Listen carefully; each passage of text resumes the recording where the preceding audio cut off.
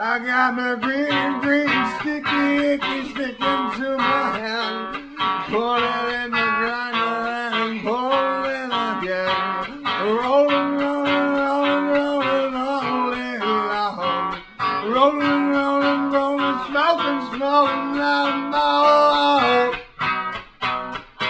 Dude, you know what's the best, man? When you're like breaking the shit up, right? And it falls on the surface. Clumps back together again, like it's that sticky.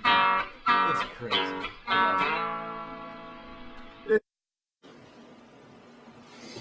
Hello everybody, welcome to Conversations While High. My name is JD. Joining me today is Hillbilly, Noah Body, and Steve.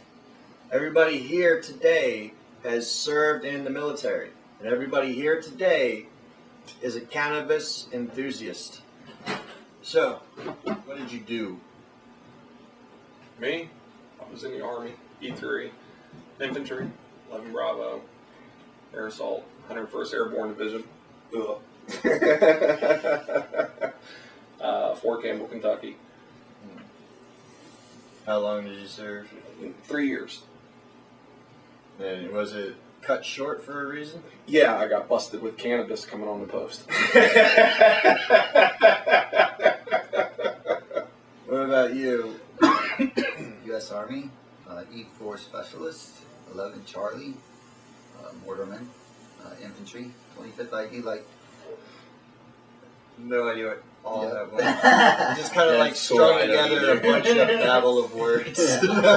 Letters and numbers. What in the hell was it that you did? I was Infantry. While he was an 11 Bravo, which is just shoot a gun and, you know... Kill shit. Yeah, I was a Mortarman, which is more of a support position for I was an air traffic controller in the 436 OSS, which is a mobility mission. We just launch planes and move cargo. How long have you been in? I was in, past tense, for 5.5 years in E5 Staff Sergeant. And you're just getting out now. May 1st. Recently. Officially discharged May 1st. Video posted May 2nd. So, Hillbilly, you were discharged because of cannabis specifically. Yeah.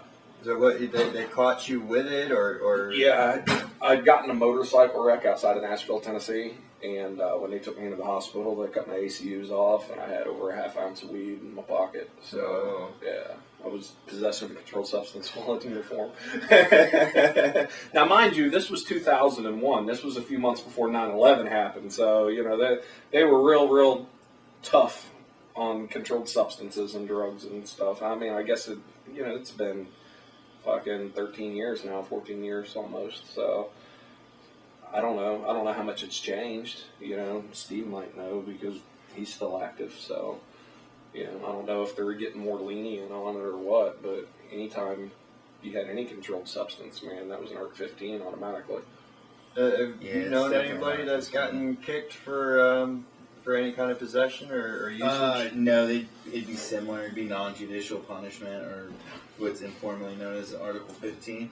Mm-hmm. So, for us, Article 15s are like DUIs, fucking popping hot on a piss test, stuff like that, or you do A precursor some to a kinds of court-martial. job-related, like if your administration thinks you were derelict in some way. insubordination. Or like fucking signing shit saying shit got done that didn't get done. No. Yeah, that's like and generally loose stripes. People loose rank. How did you get out? I think you had some other things going on besides just weed, right? For me? Yeah. Oh, I popped up hot on a piss test for cocaine! It's just like right when that shit happened, they're just like, you're done. Oh, yeah. Well, they gave me the option to stay in it. And I was like, oh, nah, fuck that. I didn't really want to be there anyway. I have issues with authority.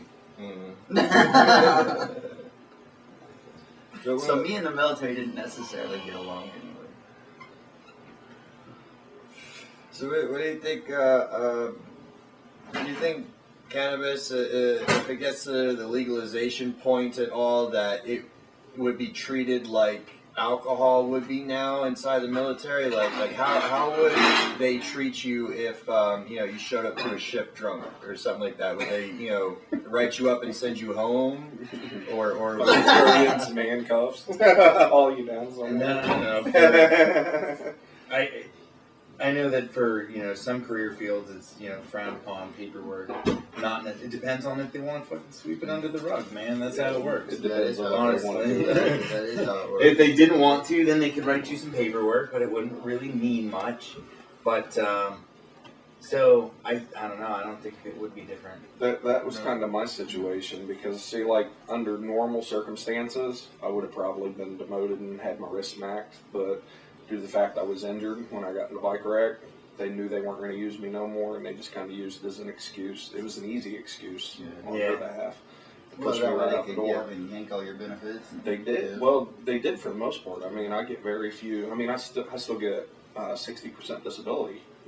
Well, you guys know that already because you've known me for a few years. But so I get a little bit of an income, but like I can't get a VA home loan or fuck the VA period.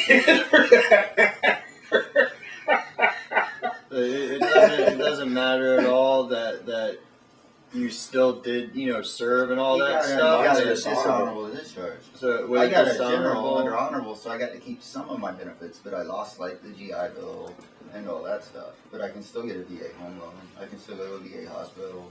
Like I'd want to go to a VA hospital. Well, that's because you separated honorably, right? Yeah. General under honorable, Yeah, and see, when you end up in my situation and they give you a dishonorable and boot you, you lose everything. I lost my gun rights. Now, I'm having a little trouble with something. He got an option, and even when he decided to walk from the military, he got the honorable discharge and still has these general under honorable conditions. It's not the same as it's not the same. Well, you didn't get kicked and then I zero didn't benefits, and then you popped up with cocaine. Yeah, but he had an option. I would have thought that the situations would have been reversed. There's one thing you're overlooking. I was injured. He wasn't. They could still use him. They couldn't use me. So they'll just look past, kind of. They'll write you up, and you'll be in trouble. But if they can still use you, they'll keep you. You know what I mean? They'll just find a way to impose disciplinary sanctions on you. And usually take pay. Take pay. Demotion. There's all there. They can even restrict you to base. Or you got to stay on post. You can't leave. Do you think shit like this should be going on for something like cannabis? I mean, if for cannabis, no. I'm kind of torn about cannabis use within not that I believe in standing armies to begin with, but if you're gonna have a standing army, then I'm not sure that a drug that causes pacification is really appropriate for a battlefield situation. For a battlefield situation, but fuck, you're not allowed to, when you're at an FOB, you're not allowed to drink anyways. You know what I mean? You got people sending fucking alcohol and fruit punch packages and shit over to you, you know what I mean? So that you can have some drinks while you're out in the field. You're not gonna, so I mean, I could see restricting cannabis in that situation, but fuck, dude, in the time of peace, or if you're stationed time of peace, why the fuck you go to standing army? If we're stateside, we're allowed to drink when we're off post anyway, so what difference would it make if you wanted to smoke a little bit of weed? I could entirely understand, thinking it inappropriate, not just for that, reason, but also, do you want somebody that is like an air traffic controller, who needs to be doing something very specific, that's a signal, that's telling somebody up there controlling this fucking thing, it's like, all right, he's telling me something, I'm reading this, I'm going to do what he's telling me. Do you want the guy, who needs to be doing this instead of doing this to be a little, I mean, I think it's computer control for these guys. Now, dude, you gotta go 36 degrees. A little to the left, man. Just a little bit. Just a little bit. No, that's too much.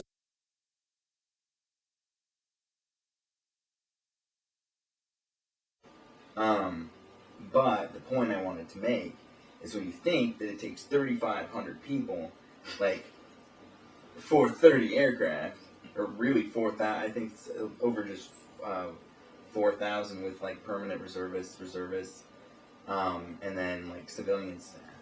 So like, it's a lot of fucking people. multiply that cost. It's not just the, $250 million upgrade to the aircraft. It's another like $100 million in upgrades to training so that people can work on the damn aircraft and fly the damn aircraft. Like, we're talking about immense sums of money. Like, it's fucking insane. And like, we were talking about, voting and how we kind of like talk past each other and we kind of are internalizing towards our own ideologies and becoming extremists on, going both directions. Like, those scales are the same thing. Like, the media conversation and our politics is all driven at this massive fucking scale, right? And to feed these people, it's done on a massive scale, right? Think of all the embodied energy and all the money that's being exchanged. Like, it's fucking insane. And the point is that it's not sustainable. Right. So, as that comes collapsing down, our politics becomes personal again. Yeah. Like, we're not talking about voting and advocating. You do what makes sense because you kind of go into, well, we still have to administer our daily lives. Right. And the system here is not doing it anymore. As various components fall off the floating island. Everything's just dissipating. We thought we could go to the stars like Icarus and we're collapsing. This is getting like static at some point, though, and I think we're past the static point, dude. We're in like the end of empire, the collapse of empire. That's what I'm talking about. That's what we're seeing with the. I mean, what do people care about? Football mirror. Mm-hmm. Bread and circuses. Yep. I mean, our fucking politics is bread and circuses. That's what I'm thinking too. Because you're talking, like, the guy says it's immoral or whatever, but like you think it's a it's a sellable political personality these days. So like that it's fucking that just sounds disgusting to a sellable political personality. But politics is being sellable. But when you only had to be sellable to a small, face-to-face crowd, it's completely fucking doable. So on a positive note, we could shrink down. I mean, I would hope for something more egalitarian than representative government. But like, you could see a representative government that's much more representative. Because it's the scale of everything, man. Everything is so big. And it takes so much energy to run.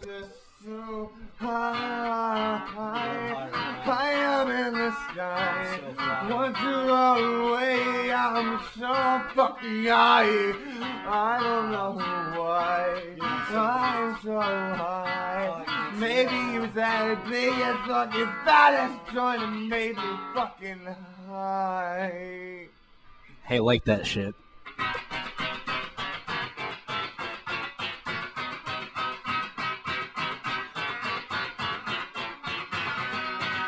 Yeah, I don't know why my little sticky dream ran away. You ran away from me.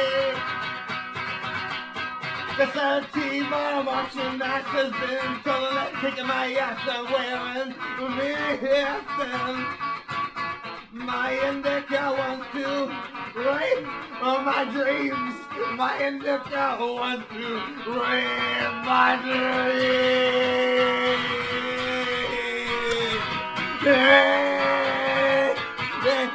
Hey, I am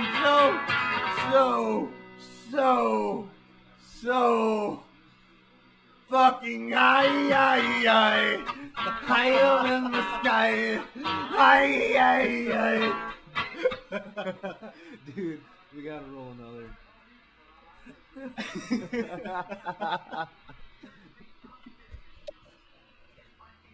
Thank you for joining us. Conversations, how high, bitch.